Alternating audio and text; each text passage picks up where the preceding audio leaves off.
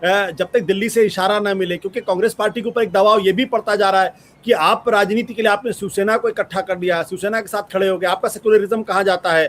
आप भारतीय जनता पार्टी पर आरोप लगाते हैं, सांप्रदायिकता का आरोप लगाते हैं, विचारधारा समझौता करने का आरोप लगाते हैं, और आप खुद शिवसेना के साथ खड़े हो जाते हैं।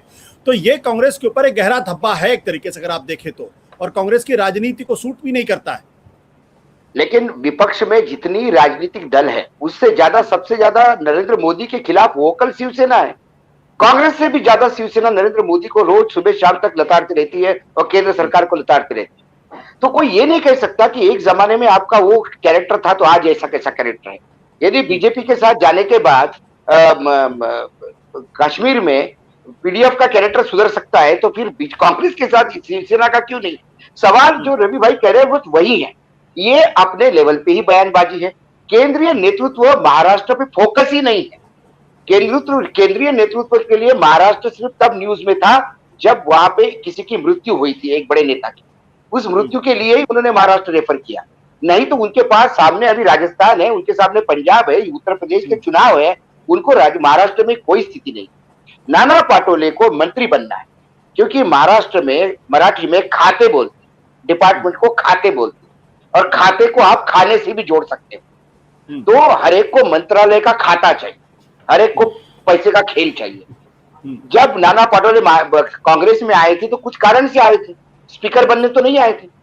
वो स्पीकर की जगह अध्यक्ष इसलिए बने क्योंकि उनको लगा वो रूट ज्यादा अच्छा है। और जब अध्यक्ष बनने के पहले जब यहाँ आए थे और मेरी उनकी महाराष्ट्र सदन में बात भी हुई तो मैंने उनको कहा कि अशोक चौहान ने एक बात कही थी ऑफ द रिकॉर्ड जो लोगों से, उन्होंने कहा कि महाराष्ट्र का अध्यक्ष बनना इतना इजी नहीं है क्योंकि तब पार्टी विपक्ष में थी। तब उन्होंने कहा कि खर्चा कौन चलाएगा पूरे पार्टी का, कोई देता है क्या पैसा, तो जो अध्यक्ष है उसी को चलाना पड़ता है। तो मैंने कहा नाना भाऊ ये आपके गले पड़ जाएगा मामला अध्यक्ष बनने के लिए। बोले नहीं हम मैनेज करेंगे।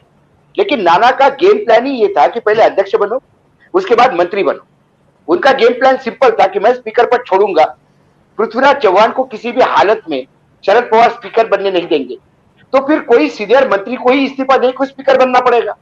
जैसे ही उसका मंत्रालय खाली हो जाता है तुरंत मैं आ जाता हूं और उस जगह पे बैठ जाता हूं। इसी के बीच में एक नाम थोपटे का चला, संग्राम थोपटे, ये भी स्पीकर हो सकते हैं, बहुत दिनों से भी है। तो ये संग्राम थोपटे को भी हवा दे रहे हैं कि तुम समझ नहीं रहे हो, तुम स्पीकर मत बनो, हम 2 मंत्रियों का विकेट लेंगे और तुम भी मंत्री बनो, मैं भी मंत्री बनता हूं। तो वो भी अभी दिल्ली में कैंप करके बैठा है कि मुझे स्पीकर पद नहीं चाहिए, मुझे मंत्री पद चाहिए। तो ये सारा मंत्री बनने का खेल है। कोई केंद्र से कोई ग्रीन सिग्नल नहीं है और केंद्र को कुछ करना भी नहीं है। मैं बार बार कह रहा था ये सरकार तभी गिरेगी जब कांग्रेस पार्टी सपोर्ट विड्रॉ करेगा। शरद पवार सपोर्ट विड्रॉ नहीं करेंगे क्योंकि ये पूरा कुनबा उन्होंने जोड़ा है। केंद्र में वो एक अपनी जगह ढूंढ रहे हैं, एक बड़ा फ्रंट करने की। वो यदि अपनी सरकार गिरा के बीजेपी में करते हैं, लेकिन भारतीय जनता पार्टी लगातार जगह देख रही है कि शिवसेना के साथ कैसे आए। बंगाल की करारी हार के बाद और यूपी में जो घमासान चल रहा है पार्टी में, इससे नहीं लगता कि यूपी में सरकार वापस बनेगी। ऐसे में यूपी और बंगाल, यदि ये 2 राज्य उनके हाथ से जाते हैं लोकसभा में, और यदि बिहार में ऑलरेडी आरजेडी ने 70 पार करके अपनी औकात दिखाई दी वहां पे, तो वो 2024 में बहुत इजी चीज नहीं रहेगी। तो उत्तर प्रदेश के बाद सबसे बड़ा लोकसभा देने वाला राज्य महाराष्ट्र है, 48 सीटें आती, तो वो किसी भी हालत में नहीं चाहेंगे कि ये तीनों पार्टियां इकट्ठा लड़के 48 में से 40 सीटें ब्लॉक। वो बार बार चाहेगी कि शिवसेना बीजेपी साथ में आए। और मुझे लगता है कि 2022 में जब ये 5 राज्यों की चुनाव खत्म हो जाएंगे, इनके नतीजे आ जाएंगे, उसके बाद हो सकता है, मैं बार बार कहता हूं, सरकार उद्धव ठाकरे की रहेगी 5 साल।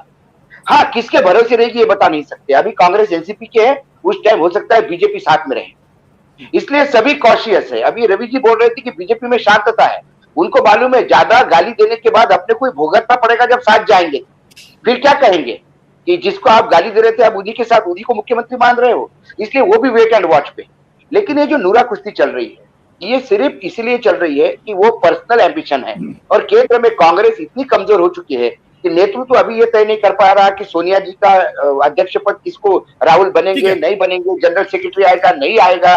सोनिया जी इतनी बीमारी में भी लोगों की मीटिंगें ले रही है, इसका मतलब बेटा और बेटी वो स्थिति में नहीं है। ऐसे में कौन महाराष्ट्र की तरफ ध्यान देगा, ये बात बड़ी क्लियर कट अंडरस्टैंडिंग के साथ। सत्य हिंदी का ऐप डाउनलोड करें गूगल प्ले स्टोर पर।